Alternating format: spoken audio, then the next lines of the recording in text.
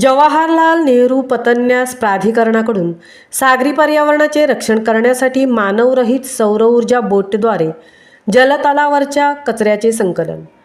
Gateway of इंडियामध्ये JNPAचे अध्यक्ष श्री उन्मेष शरद वाघ भारासे यांच्या उपस्थितीत कार्यक्रमाची सांगता. भारतातील सर्वोत्कृष्ट कामगिरी करणाऱ्या बंदरांपैकी एक असलेल्या जवाहरलाल नेहरू पोर्ट प्राधिकरणाने बुधवार दिनांक 2 ऑक्टोबर रोजी गेटवे ऑफ इंडियावर मानवरहित सौर ऊर्जा बोटद्वारे जलतलावरच्या कचऱ्याचे संकलन करण्यासाठी प्रक्षेपण केले. हा कार्यक्रम राष्ट्रपिता महात्मा गांधी यांच्या जयंतीनिमित्त त्यांना आदरांजली म्हणून आयोजित करण्यात आला होता.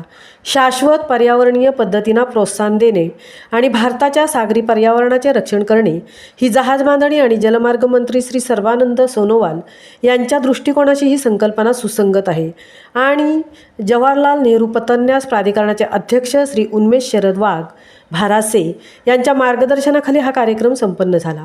शाश्वतता आणि नैसर्गिक परिसंस्थेचे संरक्षण करण्यासाठी JNPAच्या प्रयत्नांवर अधोरेखित करताना श्री उन्मेष शरद वाघ भारासे अध्यक्ष जवाहरलाल नेहरू पतन्यास प्राधिकरण ते म्हणाले की देशाच्या सागरी अर्थव्यवस्थेचे रक्षक म्हणून आपली समुद्रे आणि परिसंस्था संरक्षित करण्याची जबाबदारी आपली आहे.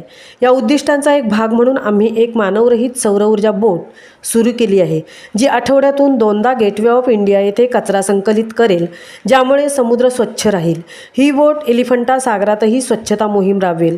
याशिवाय ही नाविन्यपूर्ण बोट JNPAमध्ये कार्यरत राहून आपल्या किनारपट्टीच्या भागांची स्वच्छता राखेल. आधुनिक आणि शाश्वत तंत्रज्ञानाचा वापर करून पर्यावरणीय प्रयत्नांना गती देणे आणि सागरी परिसंस्थेच्या हितासाठी प्रोत्साहन देणे हे आमचे ध्येय आहे. महामुंबईसह मिलिंद खारपाटील, मुंबई.